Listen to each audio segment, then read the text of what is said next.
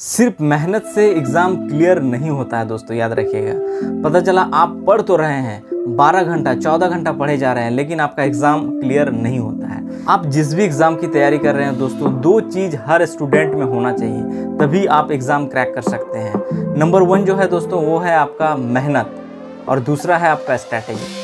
ठीक है, कुछ लोग मेहनत बहुत ज़्यादा करते हैं, 14 से 15 घंटा पढ़ लेते हैं, लेकिन एग्ज़ाम क्रैक नहीं होता है। आप देखे होंगे कुछ लोग के पास बहुत कम समय में बहुत अच्छा तैयारी कर लेते हैं, पता चला एग्ज़ाम से 1 महीना पहले पढ़ता है और एग्ज़ाम को क्रैक कर जाते हैं। क्यों? क्योंकि उन लोग का एक सटीक स्ट्रैटेजी तैयार रहता है और उसी स्ट्रैटेजी पे वो लोग काम करते हैं और सफल हो जाते हैं। नमस्कार दोस्तों, आप सभी का हमारे चैनल में एक बार फिर से स्वागत है।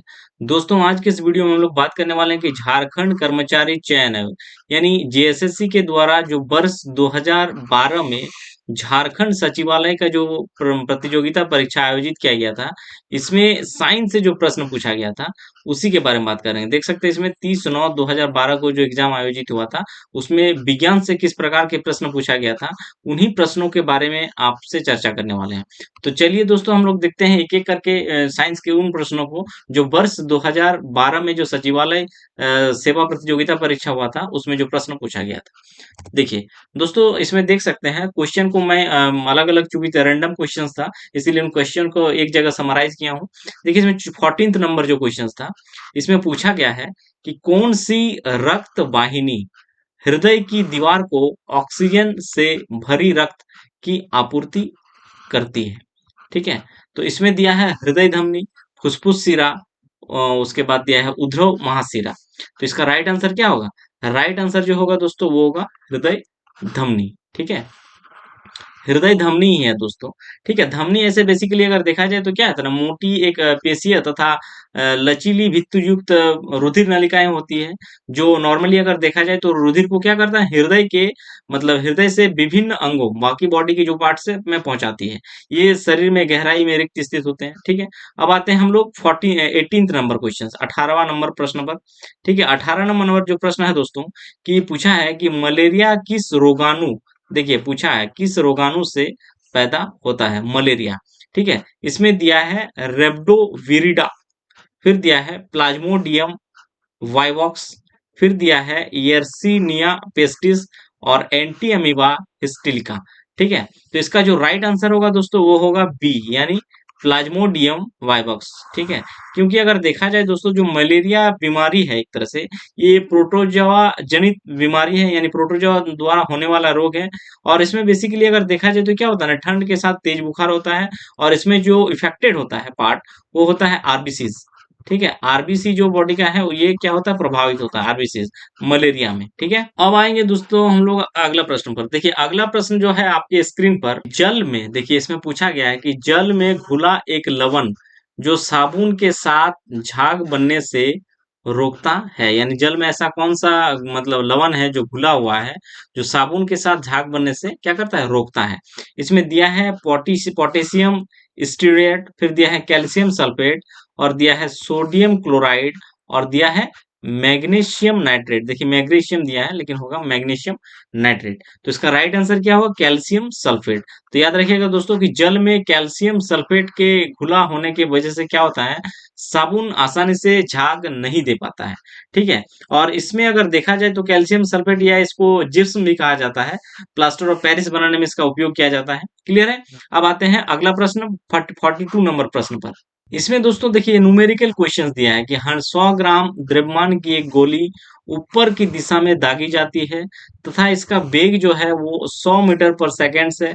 जब यह इसकी आधी शीर्ष ऊंचाई पर पहुंचेगी तो इसके द्वारा तय की जा सकने वाली अधिकतम दूरी का आधा, तब इसकी गतिज ऊर्जा क्या होगा। ये इसमें गतिज ऊर्जा पूछा गया। ठीक है, तो इसको दोस्तों ऐसे सॉल्व अगर करेंगे तो मैं इसको बता देता हूँ। ये जो बेसिकली ये सॉल्व होता है, जो फॉर्मूला होता है, v square minus u square is equal to 2gh। ठीक है, v square minus u square is equal to 2gh। ठीक है, इसमें आपको बेसिकली v का वैल्यू 0 होगा, और जो u दिया है मैक्सिमम, वो दिया है आपका 100, तो 100 का स्क्वायर हो जाएगा। इजकल टू करेंगे तो 2 लिखेंगे, फिर g जी है क्या -10 आएगा आपका, और एच ऊंचाई आपको ज्ञात ही करना है। तो इसी पर इसमें निकालेंगे दोस्तों, तो सॉल्व जब करेंगे तो आपका आएगा आपका 250 जे गतिज ऊर्जा। ठीक है, ये आपका आंसर हो जाएगा। ठीक है, अब आएंगे हम लोग अगला प्रश्न पर। 28 नंबर का जो प्रश्न है दोस्तों, इसमें देख सकते हैं, दिया है कि तारा, ठीक है, जो स्टार्स होते हैं, प्रचंड मात्रा में ऊर्जा छोड़ता है, इसके पीछे मुख्य कारण क्या है। देखिए, इसमें पूछा गया है कि जो तारा होता है, जो हम लोग आकाश में देखते हैं, ये जो एनर्जी को प्रचुर मात्रा में छोड़ता है, इसके पीछे मतलब इनके सोर्स का, एनर्जी सोर्स का क्या रीजन है। ठीक है, तो इसमें दिया है कि रेडियो सक्रिय विघटन, ठीक है, फिर दूसरा है भारी नाभिक का विखंडन, हल्के नाभिक का द्रवण और जीवाश्म ईंधन का दहन। तो ये राइट आंसर जो होगा वो होगा सी। ठीक है, वहां पे क्या होता है ना, स्टार्स में हल्के नाभिक का द्रवण होता है, जिस वजह से क्या होता है ना, भारी मात्रा में, अगर देखा जाए प्रचंड मात्रा में एनर्जी को छोड़ता है। वैसे अगर देखा जाए दोस्तों, तो आकाश गंगा जो है, आकाश गंगाओं के घूर्णन से क्या होता है ना, ब्रह्मांड में जितने भी विद्यमान गैस मेघ प्रभावित होते हैं और परस्पर उसमें गुरुत्वाकर्षण के कारण केंद्र में जो होता है उसमें क्या होता है, नाभिकीय संलयन, यानी जो हल्के नाभिक का द्रवण शुरू होता है, तथा उससे क्या होता है ना, हाइड्रोजन और हीलियम में परिवर्तित होते रहता है, और इस प्रकार क्या होता है ना, भारी मात्रा में ऊर्जा मुक्त होता है। अब आते हैं अगला प्रश्न, देखिए 30 नंबर क्वेश्चन है दोस्तों, कि अपने फोटो का फैक्स भेजने के लिए आपको जरूरत है, ठीक है, यानी फैक्स मशीन में जो फैक्स भेजा जाता है, तो उसको भेजने के लिए क्या जरूरत पड़ता है अपने फोटो का। तो इसमें दिया है टेलीफोन लाइन, प्रिंटर और कंप्यूटर। ठीक है, फिर दूसरा ऑप्शन है कि टेलीफोन लाइन, स्कैनर, कंप्यूटर और मॉडेम। इसमें दिया है मॉडेम चाहिए, टेलीफोन चाहिए, लाइन चाहिए और कंप्यूटर। इसमें दिया है इंटरनेट कनेक्शन, प्रिंटर और मॉडेम। तो इसका राइट आंसर जो होगा ना दोस्तों, वो होगा बी, यानी फैक्स अगर भेजेंगे तो उसमें क्या क्या चाहिए, टेलीफोन लाइन चाहिए पहला चीज, दूसरा आपका एक स्कैनर भी चाहिए, और कंप्यूटर भी चाहिए और मॉडेम भी चाहिए। क्लियर है। अब आते हैं दोस्तों हम लोग अगला प्रश्न पर। देखिए, अगला प्रश्न जो है दोस्तों आपके स्क्रीन पर, इसमें पूछा गया है दोस्तों 50 नंबर जो प्रश्न है, कि कुकुर मुत्ता, ठीक है, किस प्रकार का रोगाणु है। ठीक है, कुकुरमुत्ता किस प्रकार का रोगाणु है। ठीक है, इसमें ऑप्शन दिया है कि एक्सीट्रीमोफाइल, फिर दिया है कवक, और दिया है आदजीव, और दिया है ससीम केंद्रिक। तो राइट आंसर क्या होगा, कुकुरमुत्ता जो रोगाणु है वो क्या है, कुकुरमुत्ता एक प्रकार का कवक होता है। ठीक है, तो राइट आंसर आपका क्या होगा, बी।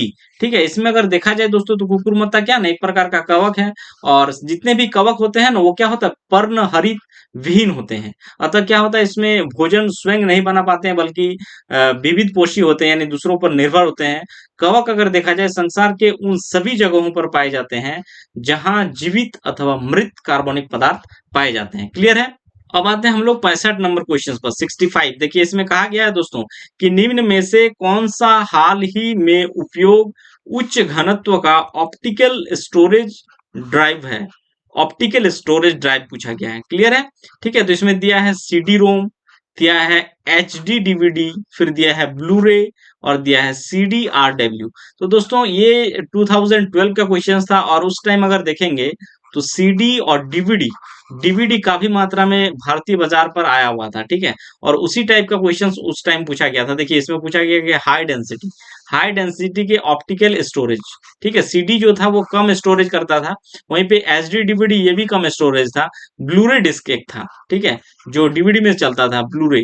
ठीक है, ये है हाई उच्च घनत्व के ऑप्टिकल स्टोरेज ड्राइवर। ठीक है, तो राइट आंसर आपका क्या हो जाएगा, सी। सी इज द राइट आंसर। अब आएंगे दोस्तों हम लोग अगला प्रश्न पर। देखिए, अगला प्रश्न है आपके स्क्रीन पर 24 नंबर, 24 नंबर प्रश्न। इसमें पूछा गया है दोस्तों कि विद्युत मोटर, ठीक है, विद्युत मोटर जो है वो किस सिद्धांत पर काम करती है। ठीक है, इसमें दिया है विद्युत चुंबकीय प्रेरण, फिर दिया है विद्युत अपघटन, अभिकेंद्रीय त्वरण और विद्युत धारा के चुंबकीय प्रभाव। ठीक है, तो इसमें देखा जाए दोस्तों, तो विद्युत मोटर जो काम करता है वो आपका होगा डी, यानी ये काम करता है विद्युत धारा के चुंबकीय प्रभाव पर। क्लियर है। अब आएंगे हम लोग अगला प्रश्न, यानी 80 नंबर प्रश्न पर। इसमें कहा गया है वेग परिवर्तन की दर को क्या कहते हैं। देखिए, हर कोई, सबको ही पता है दोस्तों कि वेग परिवर्तन की दर को क्या कहता है। ऐसे नॉर्मली हम लोग पढ़ते हैं, वेग परिवर्तन की दर को क्या कहता है, त्वरण कहा जाता है। ठीक है, ये प्रश्न वही प्रश्न है। अब ये इसमें थोड़ा जो आपका ऑप्शंस दिया है, इसमें कंफ्यूजन पैदा किया गया है। देखिए, इसमें दिया है ऑप्शन ए गति, तो गति तो होगा नहीं, ये क्लियर है। वेग परिवर्तन की दर को क्या कहते हैं? त्वरण कहता है।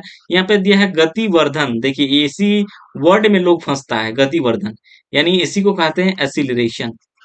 ठीक है, एसिलरेशन। ठीक है, इसी को हिंदी में थोड़ा या त्वरण। तो राइट आंसर क्या हो जाएगा आपका? गति परिवर्तन की दर को बी यानी गति वर्धन होगा। क्लियर है। अब आएंगे हम लोग अगला प्रश्न पर। 38 नंबर प्रश्न दोस्तों, इसमें देखिए पूछा गया है एक बल्ब 3 सेकंड में 1500 वाट का उपयोग करता है और इसके द्वारा कितनी ऊर्जा की खपत की जाती है। ठीक है, ये है दोस्तों। और इसमें अगर देखा जाए दोस्तों तो इसका आंसर जो है इनमें से कोई भी नहीं होगा। आप जब हल निकालेंगे तो इसमें नहीं निकलेगा।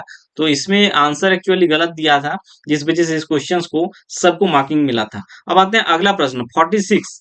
इसमें कहा गया है किसी तत्व के परमाणु संख्या डैश की संख्या। देखिए परमाणु जो संख्या होता है वो किसकी संख्या होती है, वही पूछा गया है। जिसमें दिया है प्रोटॉन्स, न्यूट्रॉन्स, प्रोटॉन्स और न्यूट्रॉन्स, प्रोटॉन्स, इलेक्ट्रॉन्स और न्यूट्रॉन्स। ठीक है, तो इसका राइट आंसर क्या होगा? राइट आंसर होगा परमाणु संख्या प्रोटॉन्स की संख्या बराबर होते हैं परमाणु संख्या। ठीक है, क्लियर है। तो आपका राइट आंसर क्या होगा? ए होगा। क्लियर है। अब आएंगे हम लोग अगला प्रश्न पर। देखिए दोस्तों अगला प्रश्न जो है 92 नंबर, इसमें दिया हुआ है कि एक फिलामेंट लैंप द्वारा किस प्रकार की स्पेक्ट्रम पैदा होती है। ऑप्शन दिया हुआ है दोस्तों कि रेखा उत्सर्जन, अवशोषण, सतत उत्सर्जन और असतत उत्सर्जन। देखिए सतत का मतलब सस्टेनेबल। ठीक है, तो इसमें जो ऊर्जा स्पेक्ट्रम पैदा होती है वो होता है सतत यानी सस्टेनेबल उत्सर्जन। ठीक है, राइट आंसर क्या हो जाएगा आपका? सी हो जाएगा राइट आंसर। अब आएंगे 114 नंबर प्रश्न पर। इसमें पूछा गया है कि आवर्त सारणी में निम्न में से कौन सा तत्व सबसे कम प्रतिक्रियाशील है। सबसे कम प्रतिक्रियाशील। देखिए यहाँ पर ऑप्शन को पकड़िएगा, प्रश्न को आप थोड़ा ध्यान से पढ़िएगा तो आपको पता चल जाएगा। इसमें पूछा गया है कि सबसे कम प्रतिक्रियाशील कौन सा है। तो इसमें दिया है सोडियम। देखिए इसमें दिया हुआ है कि सोडियम, फिर है आपका जस्ता, फिर तांबा और इसमें सीसा। तो राइट आंसर सबसे कम इनमें से कौन सा है? इसमें सबसे कम अगर है तो वो है तांबा। ठीक है, क्लियर है। सबसे कम प्रतिक्रियाशील तांबा है। अब आते हैं 118 नंबर प्रश्न पर। इसमें पूछा गया है कि निम्नलिखित में क्या लाल लिटमस को नीले लिटमस में परिवर्तित कर देता है। देखिए ये प्रश्न पूछा गया है, तो इसका क्या होगा जवाब या आंसर? तो देखिए इसमें पूछा गया है कि लाल लिटमस को नीले लिटमस में परिवर्तित करता है कौन है। इसमें पूछा गया है कि अम्ल है, क्षार है, ऑक्साइड है, सल्फाइड है। तो लाल को नीले में जो चेंज करता है ना दोस्तों वो क्षार होता है। ठीक है, राइट आंसर क्या हो जाएगा आपका? बी होगा राइट आंसर। क्लियर है। तो दोस्तों ये है आपका झारखंड सचिवालय का जो एग्जाम हुआ था वर्ष 2012 में, उनके साइंस से संबंधित प्रश्न। तो दोस्तों ये वीडियो अगर आप लोगों को अच्छा लगा हो तो चैनल को जरूर सब्सक्राइब करें, लाइक करें और अपने दोस्तों में इस वीडियो को ज्यादा से ज्यादा शेयर करें। धन्यवाद।